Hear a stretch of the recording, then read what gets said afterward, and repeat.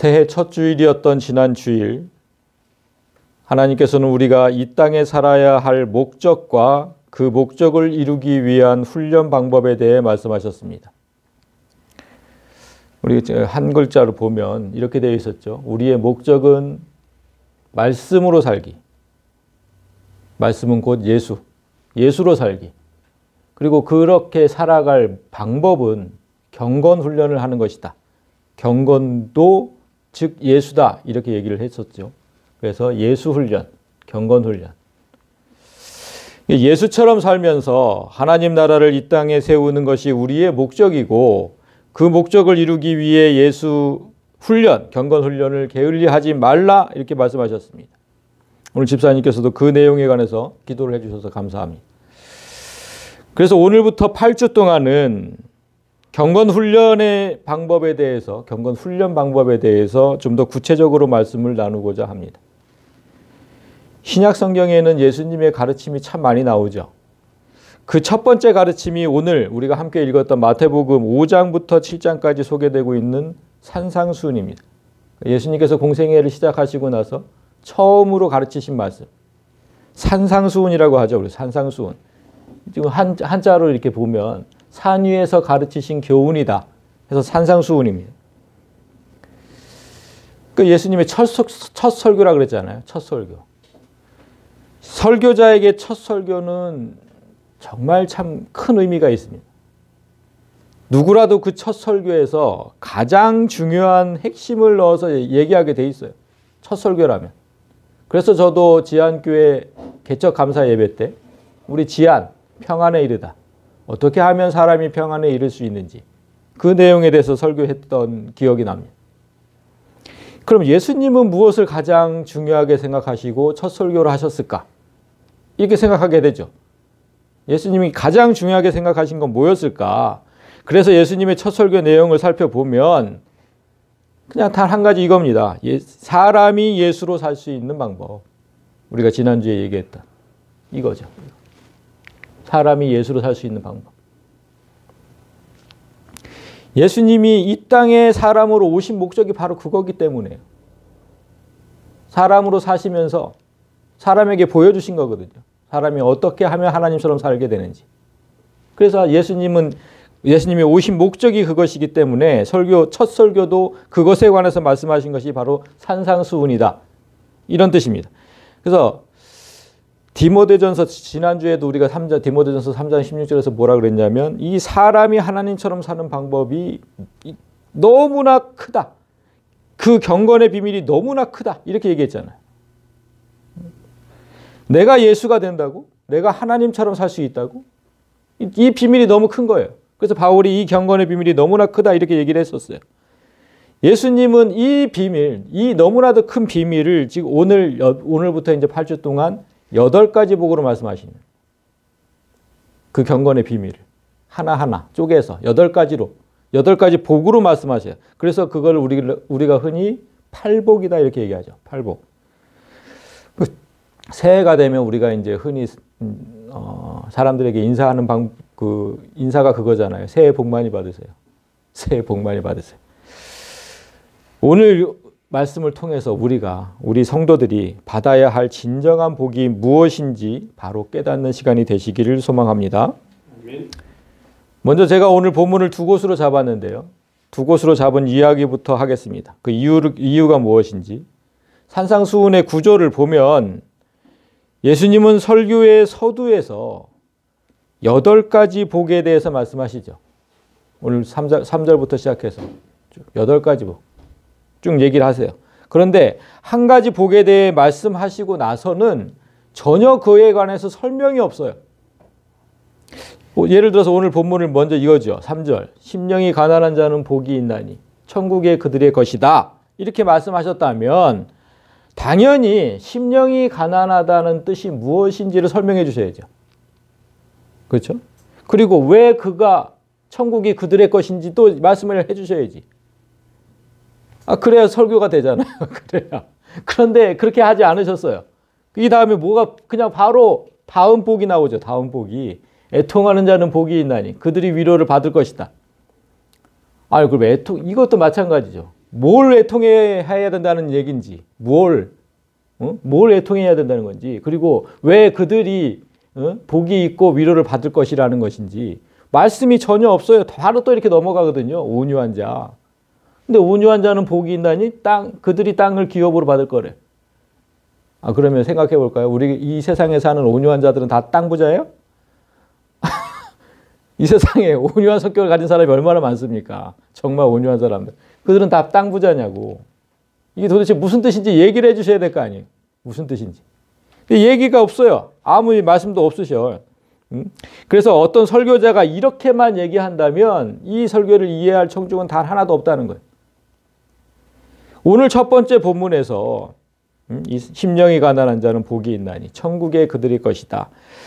자, 이렇게 말씀하셨다면 먼저 제가 빨간 걸로 해놓은 심령과 가난이 무슨 뜻인지를 알아야 돼요. 그러면 심령은 뭘까요? 심령. 우리가 언뜻 생각해 보면 심령이 뭐예요? 마음, 생각, 또 영혼 뭐 이렇게 생각되죠. 마음이 가난한 자, 영혼이 가난한 자 이렇게 생각될 수 있어요.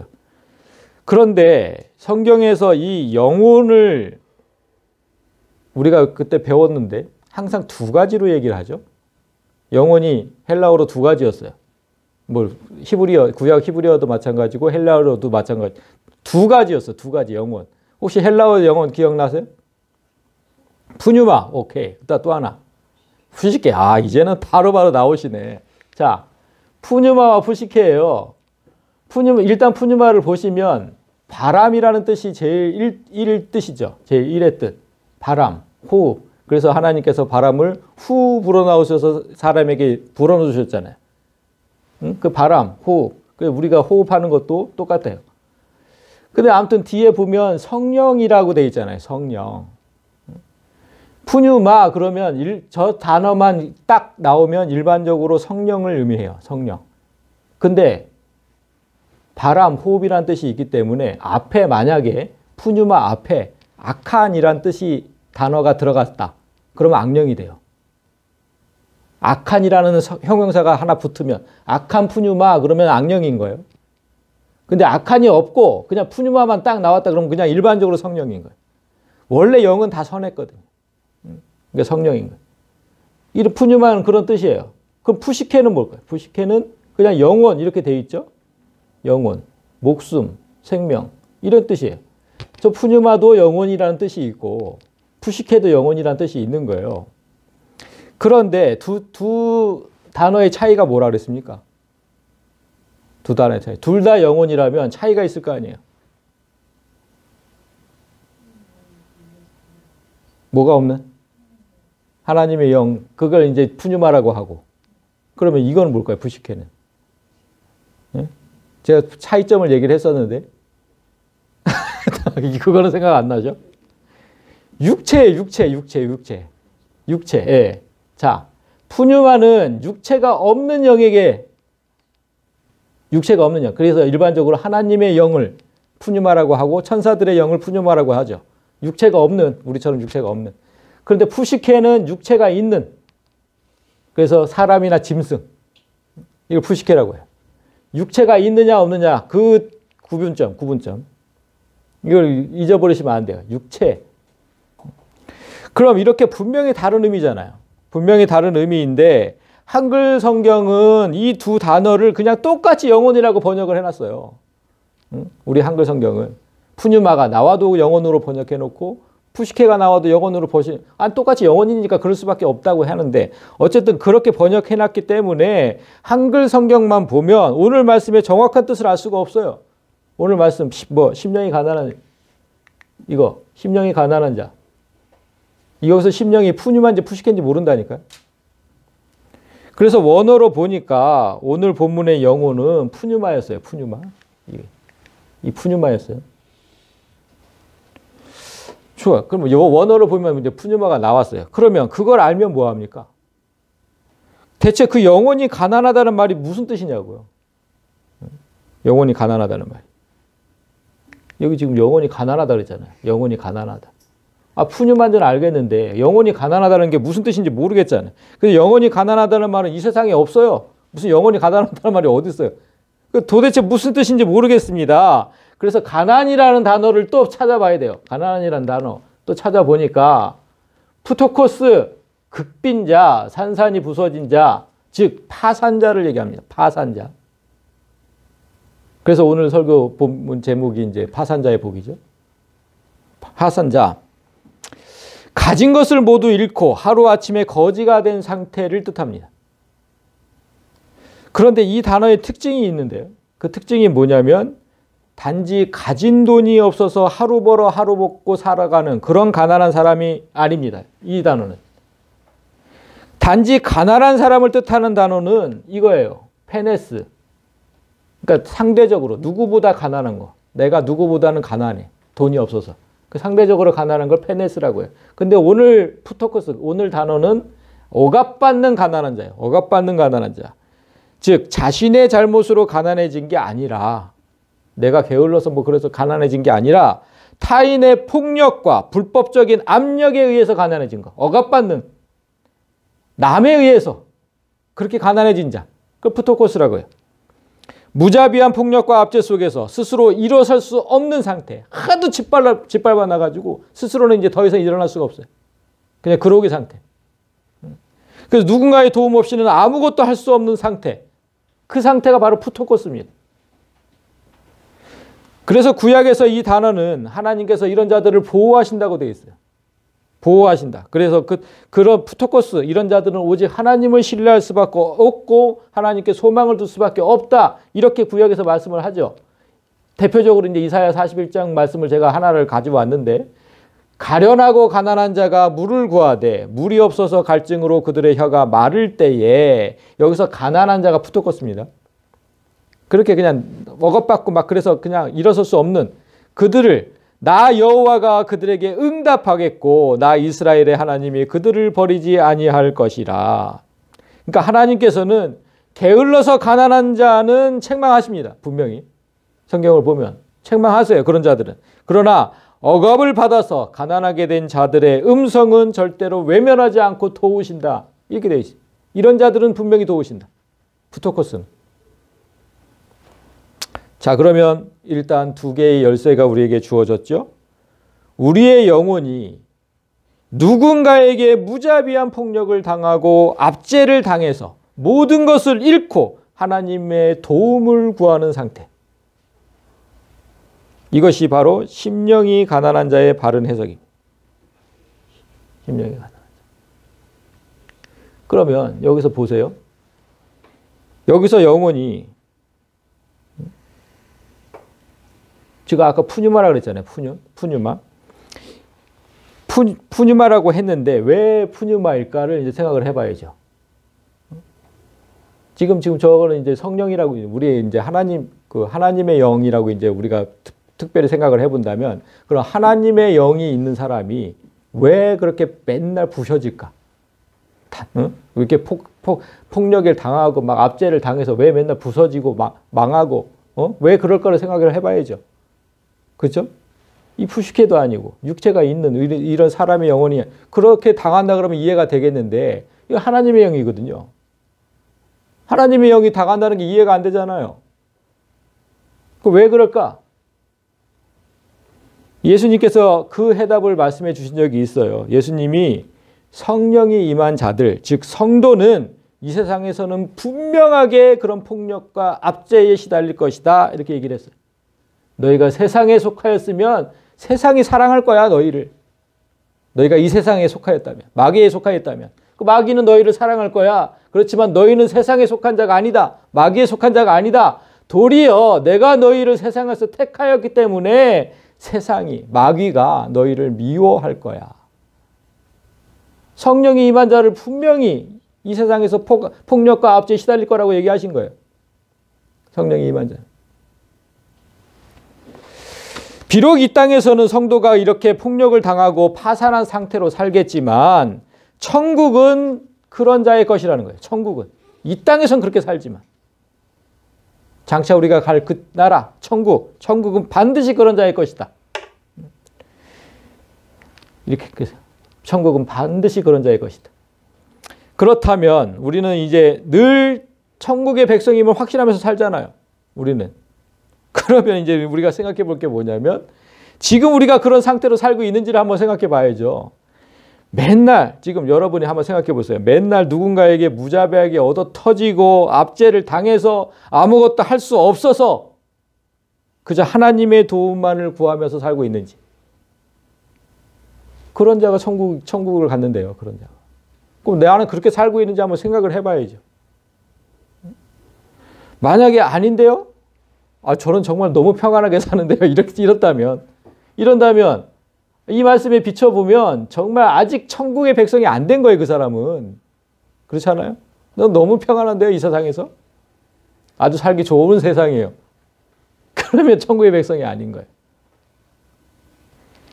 근데 반대로 네 맞습니다. 저는 진짜 그런 상태에 있습니다. 너무너무 괴로워서 이 세상에 사는 게 너무너무 괴로워서 진짜 하나님을 바라볼 수밖에 없고 빨리 그냥 죽었으면 좋겠고 천국 가고 싶고 이 세상 사는 게 너무너무 싫고 괴로워서 그러면 정말 천국의 백성인 거예요. 그러면 이제 우리가 생각해 볼 게 또 하나 있죠. 그렇게 산다면 정말 매일매일 힘들게 저는 맨날 이 세상 사는 게 너무너무 고통스러워. 그러면 하루하루가 진짜 힘들 거 아니에요. 그러면 우리 성도는 맨날 그렇게 살 수밖에 없냐? 이 땅에서는 진짜 하루하루 괴로워하면서 그렇게 살 수밖에 없는지 이 질문이 또 나오잖아요. 그럴 수밖에 없는 거예요. 어떻게 되는 거예요? 이 세상에서 더는 고통당하고 싶지 않으면 그럼 예수 믿는 걸 포기하면 되죠. 예수 믿는 걸 포기하면 돼요. 예수님이 그랬잖아요. 예수를 믿기 때문에 세상에서 고통을 당하는 거라고. 그럼 예수를 포기하면 돼요. 그러면 고통스럽지 않게 살 수 있어요, 우리는. 그러면 그것도 말이 안 되니까. 그렇게 하면 또 예수를 포기한다는 건 더더욱 말이 안 되니까 여기서 끝나면 안 되는 거예요. 그냥 여기서 끝나면 안 되는 거예요, 말씀이. 이렇게만 끝나면 우리는 이 땅에서 매일 얻어 터지고 살다가 맨날 고통스럽게 살다가 그냥 죽어서만 갈 수 있는 천국만 바라보고 살 수밖에 없는 그런 삶밖에 안 돼요. 그런 삶밖에. 그러니까 말씀이 여기서 끝나면 안 되는 거예요. 근데 성경은 분명하게 우리한테 뭐라고 하셨냐면 지난 주일에도 말씀하시지 않았습니까? 우리는 이 땅에 천국을 세우기 위해 역사적 사명을 띠고 태어났다. 지금 집사님 기도하셨듯이. 그랬잖아요. 여기서 천국을 맛보지 못한다면 여기서 천국을 우리가 세우고 맛보지 못한다면 그건 죽어서도 못 가요. 그게 원리. 여기서 천국을 조금이라도 맛본 사람이 천국 갈 수 있는 거예요. 그래서 이 구절을 설명할 수 있는 다른 말씀이 있어야 돼요. 이 구절을 설명할 수 있는 구절이. 도대체 이 땅에서 어떻게 하면 이 악한 사탄 마귀가 권세를 쥐고 있는 이 땅에서 파산자로 살면서도 기쁘게 살 수 있을까? 이게 나와야 되는 거예요. 이게 어떻게 하면 그렇게 살 수 있는지. 우리가 조지신학 성경론을 배웠는데 성경론. 성경의 특성 중에 뭐 한 가지가 있었어요. 자증성이라는 게 있어요. 자증성. 스스로 스스로 증명한다. 성경은 스스로 증명한다. 성경에 기록된 말씀은 성경 스스로가 설명하고 증명한다. 분명히 배웠습니다. 따라서 오늘 마태복음 5장 3절 이 말씀 또한 성경에서 어딘가에서 분명히 설명하고 어딘가에서 분명히 증명을 해줘야 돼요. 이 말씀은. 그걸 찾아야 돼. 어디에서? 성경 안에서 찾아야 된다고. 그럼 제가 한번 찾아봤어요. 성경 속에서 관련 구절들을 다 찾아봤어요. 성경 66권 중에 심령, 영혼 뭐 이런 단어가 있는 데를 다 찾아봤어요. 혹시 이 구절을 설명할 때가 있는지. 그렇게 찾아봤더니 심령과 영혼이 들어간 구절은 200구절이 넘어요. 200구절이. 그 중에서 어떻게 찾아요, 이거를? 가난한 자도 찾아봤더니 100구절이 넘어요. 가난한 자도 의외로 많다. 그죠? 100구절이 넘었어요. 이렇게 300구절이 넘는 말씀 중에서 특별히 오늘 말씀을 해석할 열쇠를 찾는다는 건 정말 불가능한 거예요. 이거 어떤 구절이 설명하고 있는지를 모르겠는 거예요. 그래서 뭐 생각해 보니까 앞으로 남은 7가지 복에 대해서도 이렇게 찾으면 이건 정말 뭐 그 뜻을 알려고 하는 것은 그냥 다 포기를 해야 되겠다. 포기해. 이렇게 될 수밖에 없어요. 그래서 이렇게 단어를 찾아가서는 안 되겠다. 어떻게 해야 됩니까? 하나님 하고 기도를 하고 있었는데 하나님께서 문득 제 눈에 닿게 한 구절이 있었어요. 팔복에 관한 말씀이 다 끝나고 나서 바로 다음에 오는 말씀. 바로 오늘 우리가 함께 읽었던 본문이죠. 13절. 너희는 세상의 소금이다. 너희는 세상의 빛이다. 이 말씀이 딱 눈에 들어왔는데 한번 보세요. 그러면 이 구절이 지금 이 구절을 설명할 수 있는지. 심령이 가난한 자와 너희는 세상의 소금과 빛. 이 연관이 좀 있어 보이십니까? 소금과 빛하고 파산자. 소금과 빛하고 파산자 한번 생각해 보세요. 연관이 있어 보이는지. 저는 언뜻 보기에는 별로 연관이 없어 보였거든요. 파산자하고 소금과 빛은 어떻게 보면 반대처럼 보이잖아. 반대처럼. 연관이 없어 보였어요. 그래서 이 구절이 설명할 수 없을 것 같은데 처음엔 확신이 들 수가 없었어요. 그런데 예수님께서 8가지 복에 대해서 말씀하신 다음에 8가지 주제로 말씀하고 계신다는 걸 제가 알았어요. 이 다음부터. 이게 지금 첫 번째 주제고. 그 다음에 쭉 8가지 주제가 나와요. 그래서 제가 순서대로 짝을 맞춰봤어요. 순서대로 짝을. 오늘 심령이 가난한 자는 소금과 빛이죠. 이게 짝이 되는 거예요. 짝이. 그리고 애통하는 자는 율법과 짝이 17절부터 이제 20절까지 나오는. 그리고 5절에 온유한 자는 21절부터 26절까지 나오는 노하지 말라. 의에 줄이고 목마른 자는 간음하지 말라. 긍휼히 여기는 자는 맹세하지 말라. 마음이 청결한 자는 악한 자를 대적하지 말라. 화평하게 하는 자는 원수를 사랑하라. 의를 위하여 박해받는 자는 구제를 은밀하게 하라. 이렇게 딱 8가지 복과 8가지 주제가 짝이 맞춰져요. 그리고 나서 바로 주기도문이 나와요. 8가지 주제가 끝나고 나서. 그러니까 주기도문은 뭡니까? 이 8가지 내용이 다 들어있는 기도문인 거예요. 기도문. 이 8가지를 놓고 기도하신 거예요. 이렇게 기도해라. 그러니까 말씀이 주어지고 우리가 항상 기도하듯이 똑같은 거죠. 그래서 주기도문은 이 8가지가 다 들어있는 거기 때문에 우리가 매주 해야 되는 거예요. 매주. 우리가 방금도 했지만. 그래서 맞춰진 짝을 보면 맞는 것도 있고 안 맞는 것도 있는 것 같아요. 사실 보면은. 자, 보세요. 애통하는 자와 율법이 관련이 있어 보여요. 온유한 자 노하지 말라는 관련이 있어 보여요. 그죠? 온유한 자와 노하지 말라 관련이 있어 보여요. 그런데 의에 줄이고 목마른 자와 간음하지 말라가 관련이 있어 보입니까? 별로. 그리고 긍휼히 여기는 자하고 맹세하고는 무슨 연관이 있습니까? 도대체. 아니 긍휼히 여기는 거고 맹세하지 말라는 거 무슨 연관이 있어요? 마음이 청결한 자, 악한 자를 대적하지 말라. 화평하게 하는 자, 원수로 이것도 좀 연관이 있어 보이네. 연관이 있어 보이는 것도 있는데 이런 거 의를 위하여 박해받는 자와 구제를 은밀하게 하는 거하고 뭔 상관이 있는지 또 모르겠네. 연관이 있어 보이는 것도 있고 없어 보이는 것도 있어요. 그래서 저도 처음에는 이렇게 짝지어야 하는 게 맞는지 진짜 의심스러웠죠. 그렇지만 확신이 없었거든요. 진짜. 앞으로 8주 동안 이 짝들이 정말 어울리지 않는 이 짝들이 이런 짝들이 어떻게 서로를 설명하면서 증거하면서 은혜를 주시는지 한마음으로 기대하시면 좋겠습니다. 자, 그럼 이제 빛과 소금이 파산자와 어떤 관련이 있는지를 알아보기 위해서 빛과 소금, 파산자와 관련이 있다고 했는데 이 땅에서 파산자로 산다는 게 어떤 의미인지를 먼저 보겠습니다. 이 땅에서 파산자로 사는 건 어떤 거냐? 한 인물을 통해서 볼게요. 딱 보시면 엘리야 얘기죠. 엘리야. 이세벨이 사신을 엘리야에게 보내어 이르되 내가 내일 이맘때에는 반드시 내 생명을 저 사람들 중 한 사람의 생명과 같게 하리라. 성경을 아시는 분들은 딱 어느 장면인지 아실 겁니다. 엘리야가 갈멜산에서 바알의 선지자들과 450대 1로 싸워서 이긴 직후에 이세벨이 아합의 부인 이세벨이 엘리야를 협박하는 장면이죠. 내일 이 시간에 내일 이 시간에는 반드시 내가 너를 죽이겠다. 반드시 선전포고를 딱 한 거예요. 내가 못 죽이면 그냥 내가 죽을 거다. 그렇게 이 이후에 구절이 그렇게 되어 있어요. 내가 못 죽이면 내가 죽일 거야. 응? 이 협박을 들은 엘리야가 어땠을까요? 이 협박. 이 지금 여자가 이세벨이 여자잖아요. 아니 어저께 방금 전에 뭐 450대 1로 싸워서 이겼어요. 근데 여자 한 명이 이렇게 협박했다고 지금 뭐 엘리야가 겁을 먹을까요?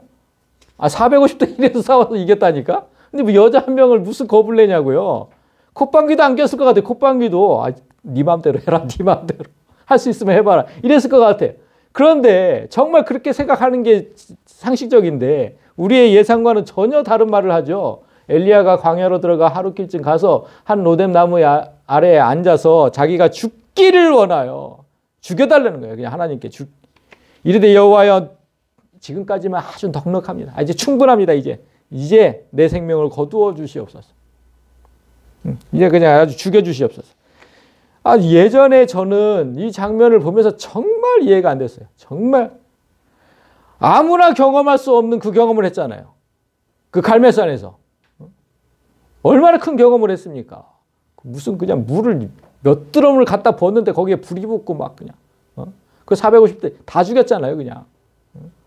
그런 경험을 하고도 한 여자의 협박에, 단 한 여자의 협박에 하나님은 없어. 이제까지 경험한 하나님은 없고 죽여달라고 지금 청하는 이 엘리야를 이제 어떻게 이해를 해야 됩니까?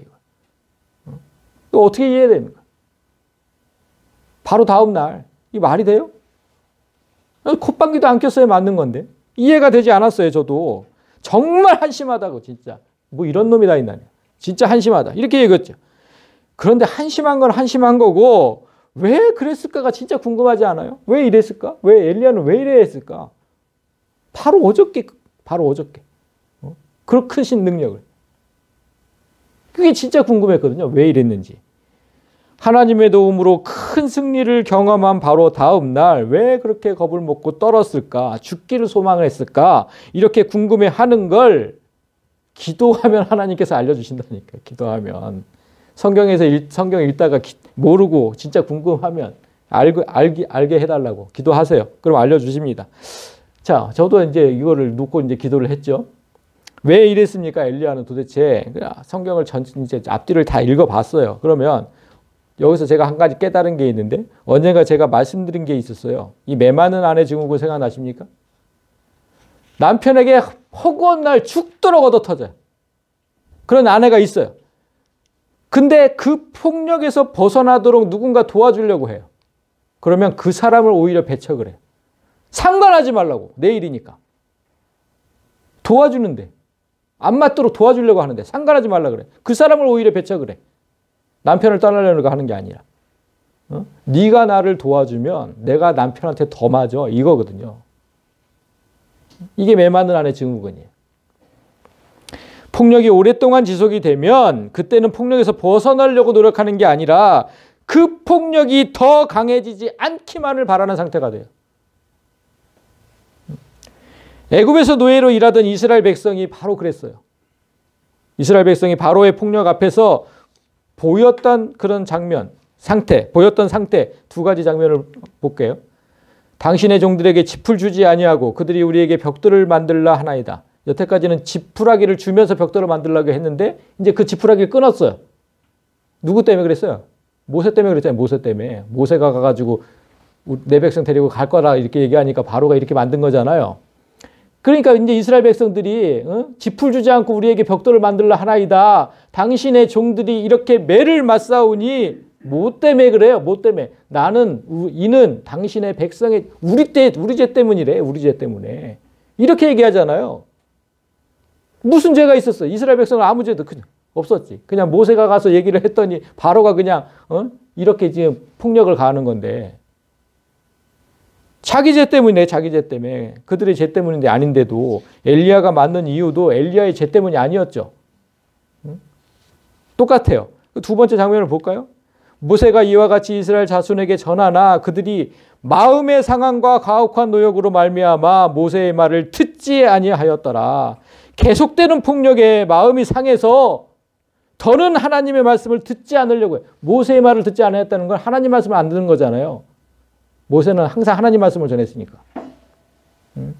하나님 말씀을 안 듣는 거예요. 이제는 마음의 상함과 가혹한 노역으로 말미암아. 매맞는 아내 증후군이 나오는 거예요. 지금. 상관하지 말라는 거예요. 이제 더 이상 상관하지 말라. 제발 좀 우리 인생에 상관하지 말라. 더 맞기 싫으니까. 지금 엘리야도 똑같은 상태에 있었던 거예요. 이 상태랑 똑같은 상태. 갈멜산 승리 전에 엘리야가 어떻게 살았냐면요. 3년 동안이나 이런 폭력에 시달렸어요. 3년 동안 엘리야가 성경에 처음 등장하는 장면을 보면 길르앗에 우거하는 자 중에 디셉 사람 엘리야가 아합에게 말하되, 자, 아합에게 와서 이제 하나님 말씀을 선포합니다. 내가 섬기는 이스라엘의 하나님 여호와께서 살아계심을 두고 맹세하노니 내 말이 없으면 수년 동안 이 땅에 비도 이슬도 내리지 아니하리라. 엘리야는 등장부터 하나님의 심판을 담대하게 전했습니다. 담대하게.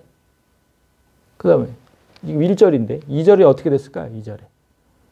담대하게 전하고 나서 계속해서 엘리야가 막 이렇게 담대하게 나가야 되는데 너무 또 다른 반전의 장면이 나와요. 여호와의 말씀이 엘리야에게 임하여 이르시되 너는 여기서 떠나 동쪽으로 가서 요단 앞 그릿 시냇가에 가서 숨어라. 그렇게 담대하게 전하라고 해놓고 하나님께서 지금 숨으라고 얘기하시대. 숨어라. 그 시냇물을 마시라. 내가 까마귀에게 명령해 너를 먹이라. 아니 까마귀를 몰래 보내가지고 먹이면서 숨어 있으래요. 숨어 있으래.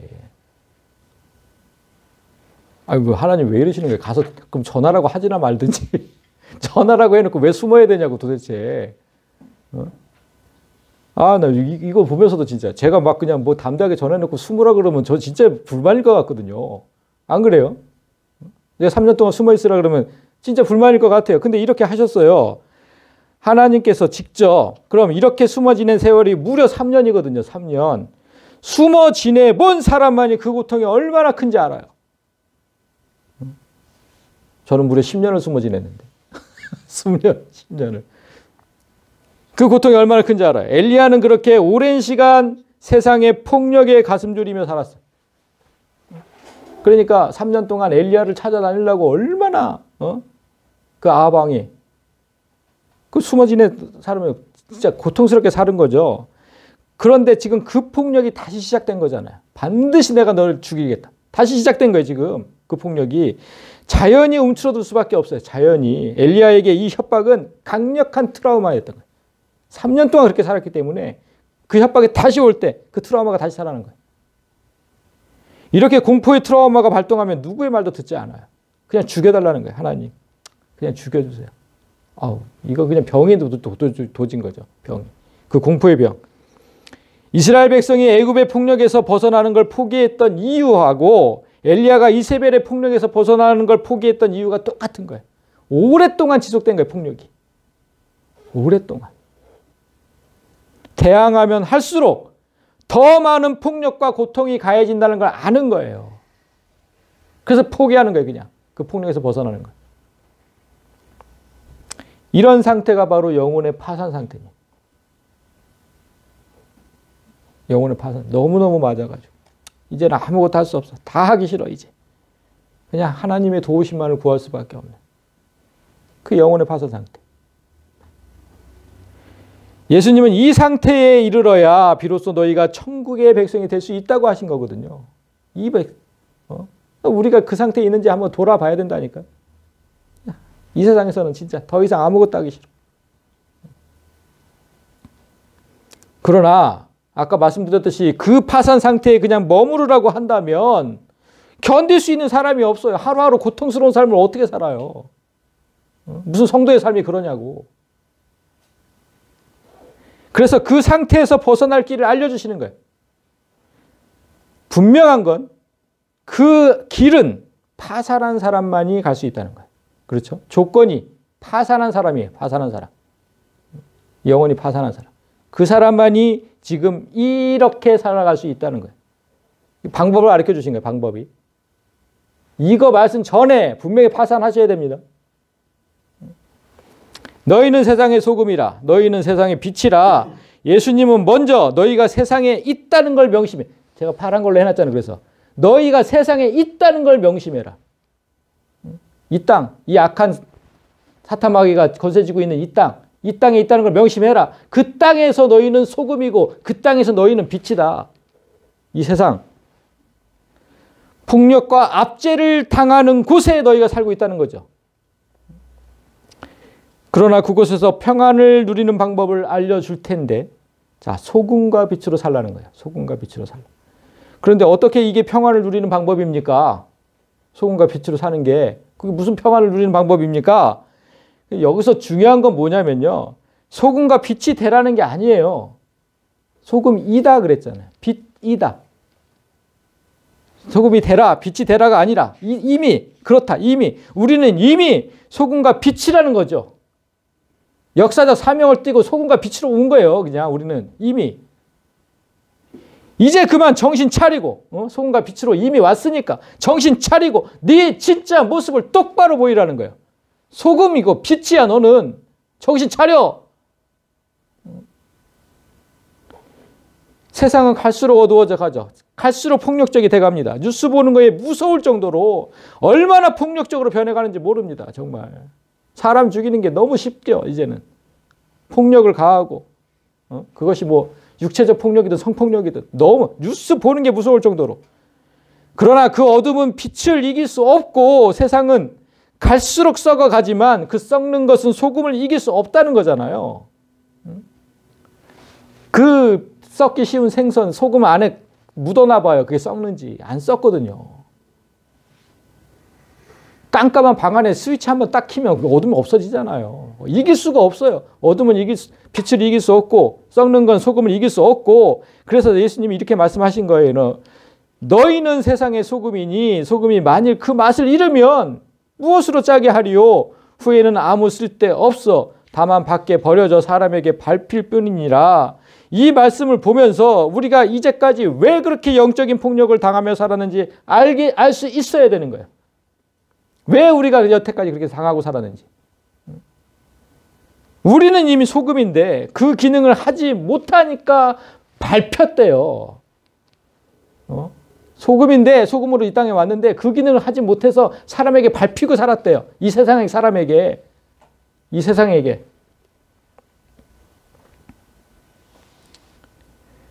계속해서 영적인 폭력과 압제 속에 시달리는 이유가 우리가 소금으로 살지 못해서다. 그래서 제가 생각을 해보니까 아 그래요? 그래서 한번 생각을 해봤어요. 그랬더니 저부터 정말 이 세상, 이 썩어져가는 세상에 소금의 역할을 한 적이 없었어요. 생각해보니까 진짜 그랬어요. 소금의 역할을 제가 한 적이 없어요. 여러분이 잘 알듯이 제가 얼마나 분노를 잘하는 사람입니까? 그냥 잘못되는 것들 보면 분노만 했죠. 분노만. 어떻게 저렇게 살 수가 있는지, 어떻게 저런 놈이 다 있냐고. 맨날 분노했죠. 그렇게 분노하고 정죄만 잘했죠. 정죄만. 세상을 변화시키려는 노력, 세상을 썩지 않게 하려고 하는 노력은 저는 한 게 없어요. 맨날 이 공간에만 있었던 거죠. 그 노력을 한 게 없어요. 그러니까 계속 밟힌 거예요. 계속 밟힐 뿐이다. 계속. 하나님 깨닫게 하셨죠. 사람을 사랑하지 못하고 계속해서 분노하고 정죄하는 건 분명 악한 영들의 폭력이 너를 유린하고 있는 것이다. 그건 그렇다는 거예요. 제가 여태까지 그렇게 폭력을 당하고 살았다는 거죠. 폭력을 당하고. 저는 이 폭력이 너무나 오랫동안 지속되어서 정말 고통스러웠거든요. 이 분노가 없어지지 않는 거예요. 없어지질 않아. 제가 그 말씀드렸잖아요. 뭐 정신병원을 가볼까 생각할 정도로 분노가 없어지질 않았어요. 분노가 계속 일어나면 정말 고통스럽거든요. 그 본인이 진짜 고통스러워요. 이게 안 없어지니까. 너무너무 고통스러웠어요. 그런데 그 폭력에서 빠져나오는 방법을 몰랐어요. 어떻게 하면 이게 없어지는지. 오늘 하나님께서 분명히 알게 하셨죠. 네가 소금으로 살지 못해서 밟히는 거다. 그리고 이어서 말씀하십니다.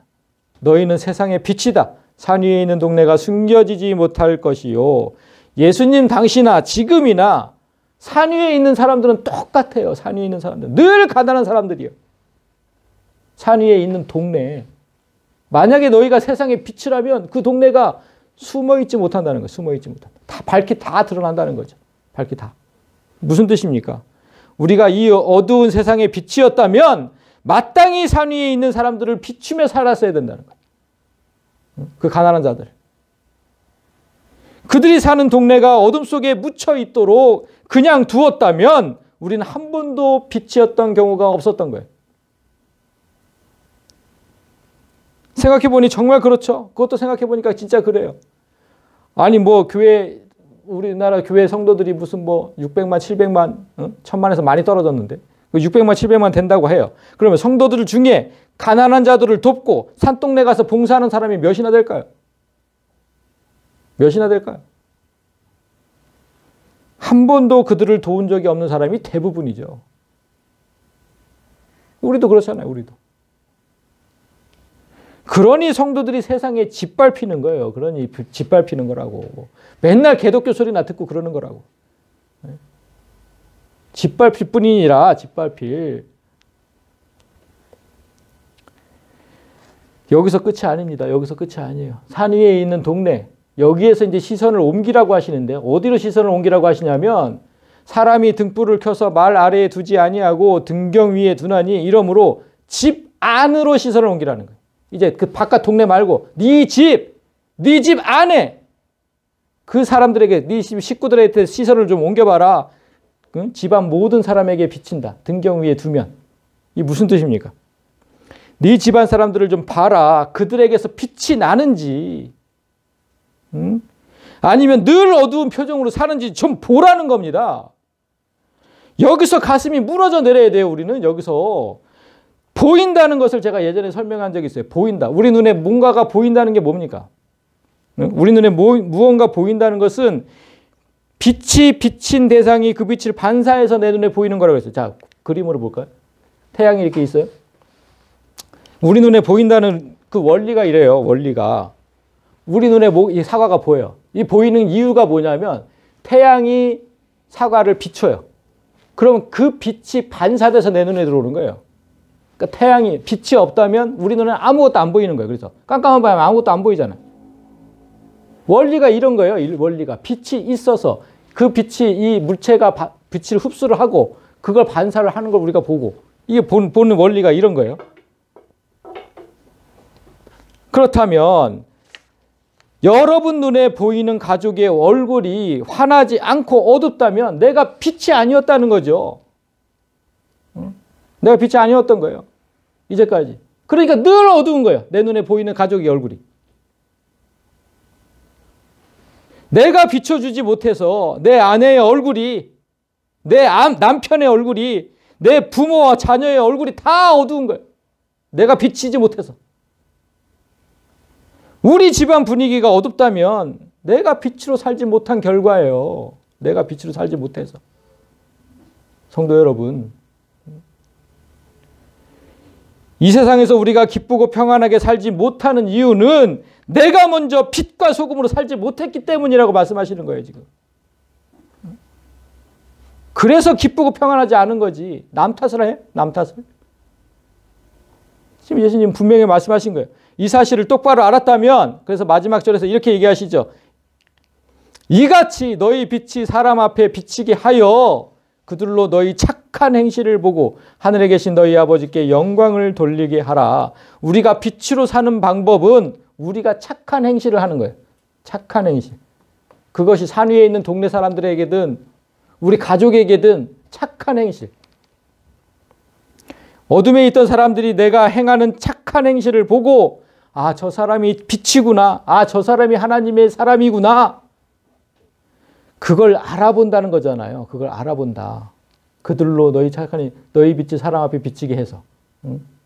만약에 그렇게 돼요. 그렇게 되면 그런 삶은 당연히 하나님께 영광을 돌리게 되겠죠. 하늘에 계신 너희 아버지께 영광을 돌리는 것이다. 그게. 이제 답은 명료해졌습니다. 더는 영적인 폭력에 시달리고 싶지 않다면, 이 사탄의 땅에서 승리하고 싶다면 이제 행동해야 되는 거죠. 이제 우리는 이미 빛이고 소금이다. 이걸 명심하고 이미 빛이고 소금이다. 빛이 되려고 소금이 되려고 노력하지 말고 그냥 네 진짜 정체로 살아라. 이제까지 몰랐던 거거든요. 그걸 몰랐어요. 내가 빛인지 내가 소금인지. 몰랐던 건 인정해요. 그럼 알았다면 이제는 네 진짜 정체로 살으라고. 자, 말씀을 맺겠습니다. 오늘 우리는 심령이 가난한 자의 의미가 결코 좋은 것이 아님을 알았어요. 영적으로 얻어 터진 상태가 뭐가 그렇게 좋겠습니까? 얻어 터져가지고 아무것도 할 수 없는 상태.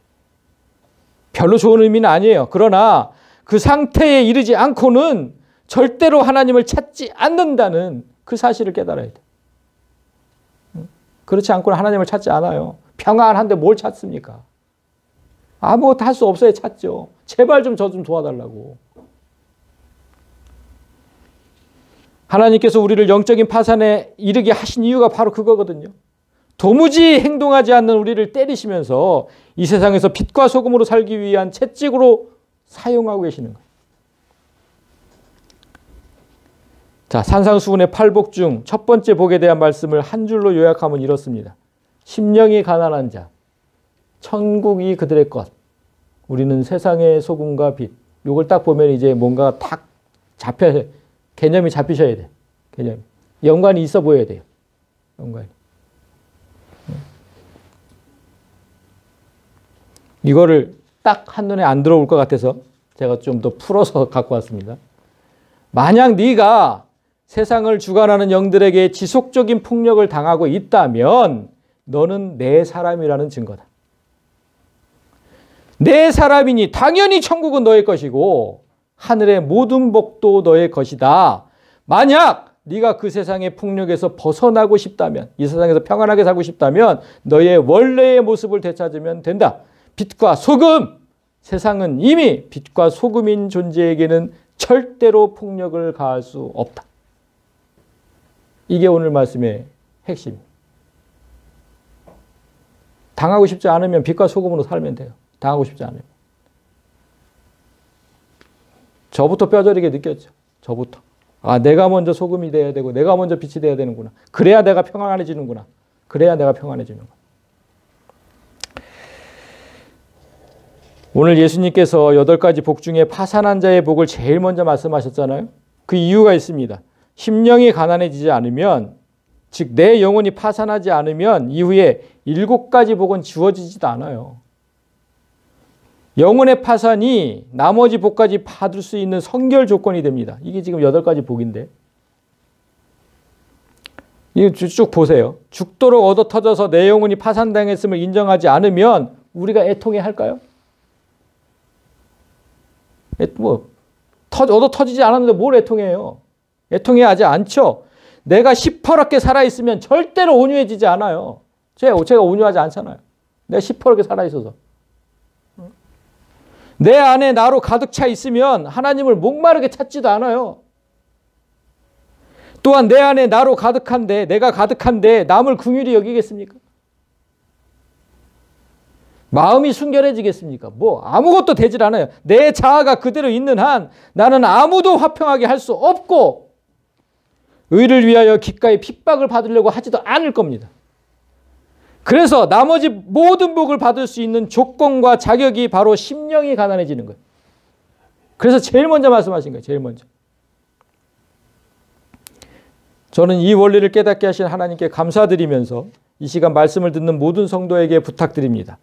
우리의 심령이 가난해져야 하는 이유는 그래야 내가 온전히 하나님만을 구하기 때문이고, 그러니까 이 땅에서는 기꺼이 파산합시다.